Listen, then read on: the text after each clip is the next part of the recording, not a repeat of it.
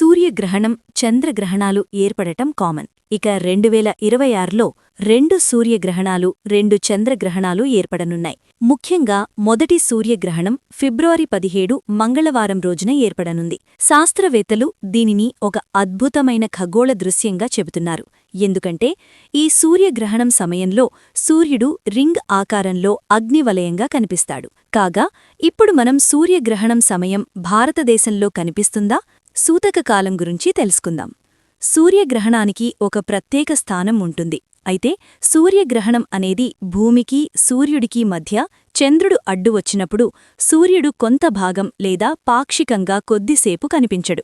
దీనినే సూర్యగ్రహణం అంటారు. దీని ప్రభావం ప్రపంచవ్యాప్తంగా ఉండటమే కాకుండా వ్యక్తుల జీవితాలపై కూడా ప్రభావం చూపుతాయి. ముఖ్యంగా గ్రహణ ప్రభావం వలన కొన్ని రాసుల వారికి మానసిక సమస్యలు, ఆర్థిక సమస్యలు తలెత్తుతుంటాయి. అయితే భారతదేశంలో ఈ సూర్యగ్రహణం కనిపిస్తుందా? ఫిబ్రవరి 17న ఈ సూర్యగ్రహణం ఏర్పడుతుంది. హిందూ క్యాలెండర్ ప్రకారం ఫాల్గుణ అమావాస్య రోజున గ్రహణం ఏర్పడనుంది. దాదాపు ఇది 2 నిమిషాల 20 సెకండ్ల పాటు ఉంటుంది. యూటీసీ నివేదిక ప్రకారం ఉదయం 7 గంటల 1 నిమిషానికి ప్రారంభం. అంటే భారతీయ కాలమానం ప్రకారం మధ్యాహ్నం 12 గంటల 31 నిమిషాలకు ఇది ఏర్పడుతుంది. ఈ సూర్యగ్రహణం అగ్నివలయం ఆకారంలో ఏర్పడుతుంది. ముఖ్యంగా ఈ గ్రహణం ఎక్కువగా అంటార్కిటికాలో కనిపిస్తుంది. తరువాత దక్షిణాఫ్రికా, చిలీ, అర్జెంటీనాలో కనిపిస్తుంది. ఈ గ్రహణం భారతదేశంలో కనిపించదు. చాలామంది అగ్నివలయ సూర్యగ్రహణాన్ని చూడాలి అని అనుకుంటే మాత్రం వారికి నిరాశే అని చెప్పాలి. ఈ గ్రహణం వార్షిక దశ భారత్లో కనిపించదు.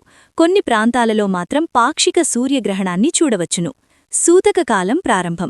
జ్యోతిష్యుల అభిప్రాయం ప్రకారం సూర్యగ్రహణానికి 12 గంటల ముందు సూతకకాలం ప్రారంభమవుతుంది. ఈ సమయంలో మతపరమైన ఆచారాలకు దూరంగా ఉండాలి. ముఖ్యంగా కొత్త బట్టలు ధరించడం, గోర్లు తీయడం, జుట్టు కత్తిరించుకోవడం, శుభకార్యాలు జరపడం మంచిది కాదు అని చెబుతున్నారు పండితులు. ముఖ్య గమనిక: ఈ వార్తలలో ఇవ్వబడిన సమాచారం మత విశ్వాసాలపై ఆధారపడి ఉంది. పాఠకుల ఆసక్తి మేరకు పలువురు పండితుల సూచనలు వారు తెలిపిన అంశాల ఆధారంగా అందించినవి మాత్రమే. వీటిలో ఎలాంటి శాస్త్రీయ ఆధారాలు లేవని పాఠకులు గమనించాలి. పొలిటికల్ హంటర్ దీనిని ధృవీకరించలేదు.